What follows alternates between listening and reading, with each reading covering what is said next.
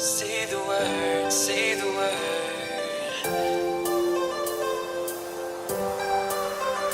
Say the word, can rhyme. Say the word and I'll wake her up. Hey, what's up you guys? Welcome back to my channel. Today we are doing a first impression of the saint+sinner palette. I know I'm like a little bit overly excited about this palette, but freaking look at it, man. It's so cool looking. I'm going to be showing you a little bit of a first impression of this. I have not used it yet. I opened it yesterday and kind of looked at it, but I didn't even really swatch it or anything. And I'm also going to be showing you in this video how I do my multicolored freckles that last all day. So if you have been seeing my colorful freckle looks on my Instagram and wondering how I get them, how long they last, first of all, I use liquid lipstick, so they last like forever. Like they're hard to get off. They last that long. And they're super easy to do, and I will show you exactly how I do them in this video. So if you would like to see that, and if you would like to see a first impression of the Kat Von D saint+sinner palette that I just got yesterday, and it's brand new, and I'm so excited, then stick around, keep on watching, let's get into the first impression and tutorial. All right, the saint+sinner palette. Here it is inside its box still. I did take it out yesterday and poke around a little bit because I was trying to get like an idea of what I want to do today, because I'm feeling like this needs to be the first fall tutorial of the year because it's time. I mean, it's 90 degrees out here, which is a motherfucker. I'm not happy about it, but we need to start doing fall looks to get in the zone for when the temperatures come down. So that's what we're doing today. Personally, I think this is beautiful. It is like a gothic cathedral door. Makes a lot of sense for the saint+sinner theme. It's really well done. It's very, very ornate on the front, and I like the way it opens. Like the little circle thing comes apart, and then you have like a double mirror on the inside. And those are all the colors that are on the inside as well. All right, I've already primed my eyes and also set them with a loose setting powder. So I'm going to initially go in with a transition shade. For the transition, I'm going to go in with the shade Martyr. It reminds me of the color Pukey from the Jaclyn Hill palette. I'm just gonna run that through the crease on my Sigma E40 blending brush. Seems very, very similar to the matte formulas in the Shade and Light Eye palette, which is like my favorite and my go-to. So if all the mattes are like that, that's like my favorite palette ever. Like I literally use it pretty much with every look I ever do as a base, as like the structure to the look, because I know I can rely on it. So if all of the mattes are like that, then high five to those. High five to those. The fuck am I talking about? Okay, next I'm going to go over the entire mobile lid with the color Devil, which is like a matte burnt orange. And I'm going to do that with a Real Techniques base shadow brush. For some reason, it's a lot harder to say than you would think. Woohoo! Girl, we have got some pigment in this bitch. Hello, orange.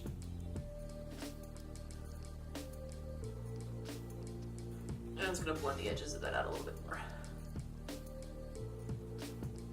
Next, I'm going to deepen up the outer corner and the inner corner just a little bit. I'm going to take a Real Techniques shader brush and dip it into this dark brownish colored crucifix. I'm just going to tap that on the outer corner and like all the way on the inside to kind of give it more of a halo effect. I don't want to lose a lot of that orange though, because I'm really enjoying the way that color is popping on its own. So I'm only going to do this a little bit so it's not like fucking flat, like a flat ass fart. I don't think anybody has ever said, I just want a little fart of color across my eyes. So we're not gonna do that. We're not gonna do a fart of color. See how that just adds like a little bit of depth? That's all we wanted. That's all we needed. Next, I'm gonna pick up a clean shader brush and a little bit of this shade here, Absolution. Ooh, I like that on the center.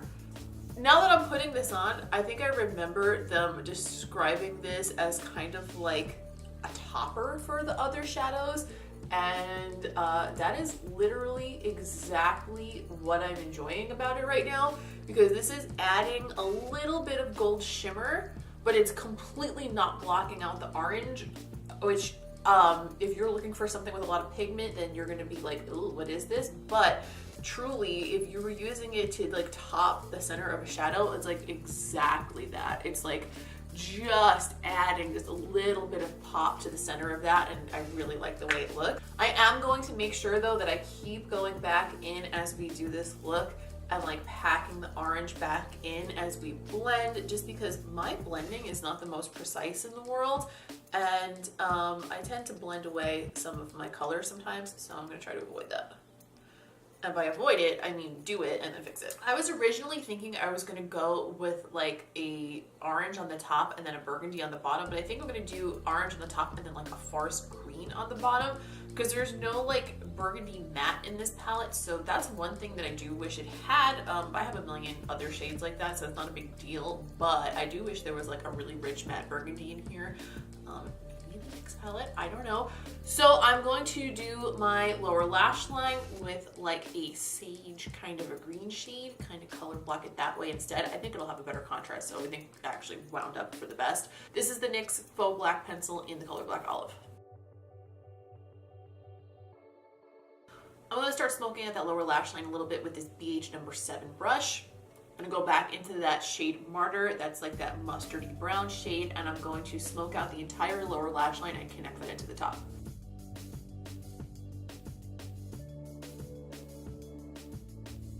I want the bottom to have more of a green appearance, but by connecting the neutrals from the top and the bottom, it kind of gives it like a whole like complete smoked out circle on the outer corner, so you don't have like a freaking weird gap or like a line of delineation between the two colors. It's just a good way to make the whole thing look like a nice complete look, even though you're using different colors. Next, I'm gonna pick up this olive green shimmer called Immaculate, and I'm gonna run that along my lower lash line and blend that into the olive green that we put in the waterline. And I'm doing that using a Makeup Geek pencil brush. I might need something that blends it out more, but initially I'm gonna just pack it on with this.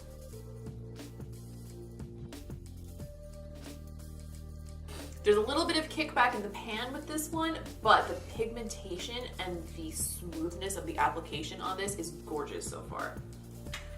I'm just gonna softly blend the edge of that out with the same BH number 7 brush that has just a tiny bit of that transition shade still left on it.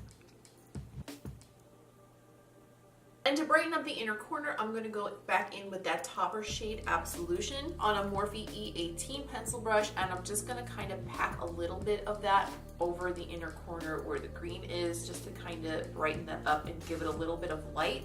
What's really nice about this like kind of topper shade is that you can use it to brighten a color. So even where I have like two very different colors right next to each other, I can tap this over the top of both of them and it brightens them both but keeps the integrity of that color, which is really nice. I do still have a little bit of fallout underneath my eyes here, which is fine, no biggie. That doesn't really bother me, but if you hate fallout, just know there is a little bit of fallout with these colors.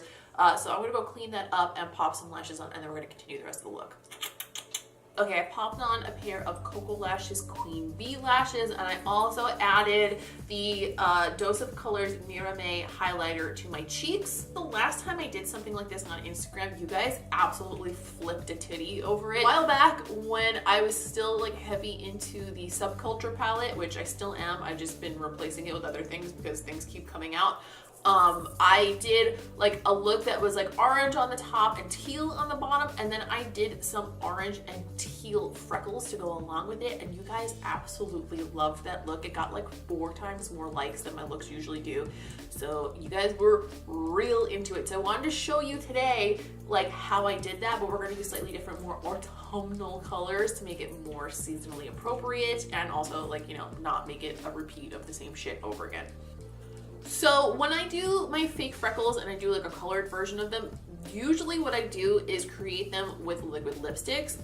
That makes them last all day long, and it also gives you a lot of options, because if you're anything like me, you have a lot of colors of liquid lipstick. So if you're looking to do like colors that all kind of make sense together, that's a great way to do it, because odds are if you're a lipstick addict, you probably have every color sitting around.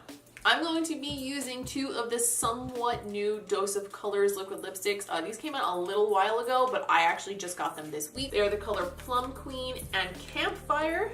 I'm gonna wind up using one of those colors on my lips. I'm not sure which yet, but we're gonna use both on the cheeks as freckles. And to tie in a little bit of the green, I'm going to use the color Raine liquid lipstick in the color Ivy. The reason I chose Ivy is because it kind of has like a little bit of more yellow undertones in it than a lot of the greens that I own, so it'll tie in nicely with the olive underneath the eye here. A lot of the green liquid lipsticks I have are more of like a teal base. This is definitely more of like an army green kind of shade. In my opinion, the best way to go about doing these freckles when you use liquid lipstick is to use a very small eyeliner brush or several very small eyeliner brushes if you're doing a couple of colors. For example, this is the Makeup Forever 250 brush. I'm going to use this brush and a couple other very similar brushes, and I'm just going to dot them on in areas where freckles naturally occur in like as much of a natural pattern as I can. The less rhyme or reason you give to it, the more natural it'll look, because if you start accidentally kind of making it look like a pattern, it's going to be like super duper weird looking. Not that colored freckles aren't already kind of weird looking, but you know what I mean. You know what I mean. So I'm going to start with the color Ivy and start doing some green ones, and then I'm going to mix in a little bit of the other two colors after.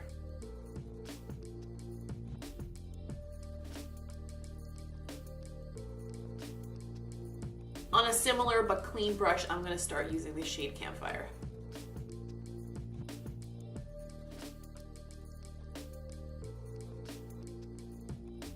And last, on another clean brush, I'm going to start mixing in a little bit of the color Plum Queen.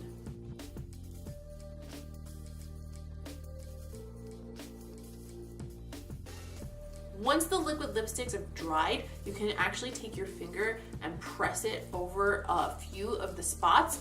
Probably you don't want to do it to all of them, but if you do it like strategically, just to kind of blend them in to the skin a little bit, it makes some of them look less intense than others, which gives it a more natural appearance, which I know, again, it sounds absolutely ridiculous because we have like multicolored freckles, but if you make the pattern look more organic and natural, it kind of helps you pull off the whole funky I'm wearing colored freckles look a little bit better.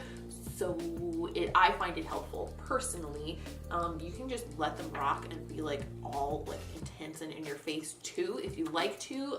That's just the way I like to do it. For the lip, I'm going to go in with Campfire from Dose of Colors, kind of tie in the color from the freckles right to the lips.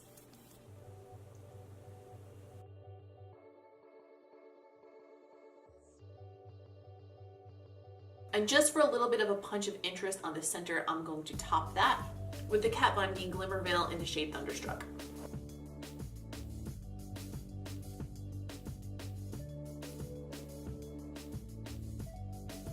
And here's the finished look. Okay, so that's the finished look. I hope you guys enjoyed the autumnal freckle thing I got going on.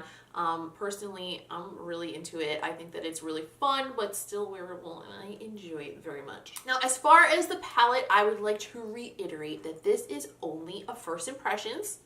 I've only used it this one time, and I kind of like have an issue with first impressions that way because sometimes you really change your mind about how you feel after you use it a few times. So what I think I'm going to do, and what I might do from now on with palettes and stuff like that, that you can really form like a better opinion on after some usage, is I think I might start doing like a first impression and then like a follow-up like a week or so later where I do a full review. Let me know if that's something you'd like to see. I did that with like the Fenty Beauty Lunch and I really liked that kind of a take on it, so let me know if you guys agree. But the first impression I have of this palette is that it's beautiful. The formula is consistent with Kat Von D formulas. The mattes remind me of the mattes in the Shade and Light Eye, and the shimmery shades and the bright shades remind me a lot of the single shadows that are, I think, called the Metal Crush shadows.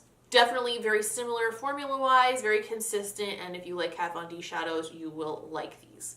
I did not swatch everything in this palette. I don't know how everything performs yet, but from what I did play with, everything seems to be very consistent. I have two small issues with this palette. One of them being, oh, sorry, I didn't mean to give you the finger. One of the issues being that I wish it had like a deep burgundy shade because I think that would really play nicely with the other colors, and I like felt myself like looking for that in there. But that being said, I have 1,000 burgundy shades, so it would just be a matter of convenience of having it in this palette. But I do think that that would have made it very complete. The other issue is that it's huge. Like, this palette is pretty big. Let me hold it up for you. It's bigger than my head, and I don't have a small head, girl. It's bigger than my head. So for travel, this might not be my go-to, although with so many colors, it's something that I would want for travel. So that's kind of hard to reconcile, because like, how do you pack that many colors into a travel size package? I don't know.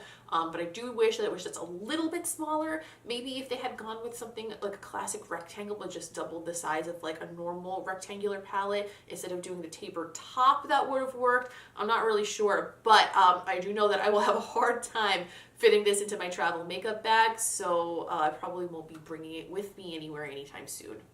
That being said, I really like the way this look came out. The tones are beautiful. I do think that maybe they could have arranged them in there to be a little bit more cohesive, but it's not really a big deal. I actually think that kind of pushes you to do more creative stuff anyway, so that actually could be for the better. I just personally, like, I have like that artist's OCD kind of thing where I want it to be like laid out in a way that makes sense to my eyes. But it could just be me. It could just be my taste, so who knows. That's pretty much all I have to say about this palette, and the look is done, so I think we're done here today. I'm going to continue using this palette throughout the week. I'm going to probably come back sometime next weekend and do another look with it and update you guys, give you a full review of what I think. So far, though, it gets a thumbs up from me. Thanks so much for watching this video. I hope you enjoyed it. Please give it a thumbs up if you did, because that really helps me out. It lets me know that you guys actually like it without you having to like contact me and tell me that you like it. Don't forget to subscribe if you haven't already, because that is the best way for us to stay in touch here on YouTube and enjoy makeup tutorials and videos and reviews together and just talk about what we love. Yes, I love it. I love doing that. Also, don't forget to follow me on social media. I am at Miss QuinnFace across the board: Instagram, Snapchat, Twitter. Come see me on Instagram. Let's get into all the cool looks that I do over there. Definitely get a little bit more wild and creative, so if you're into that kind of shit, come check it out. You'll see what I mean when you get there. But I'm at Miss QuinnFace on all social platforms. I'll list that here on the screen. It'll also be listed in the description if you miss it. That's all for today. Thank you very much for watching. I always appreciate having you around, and I will see you in the next one.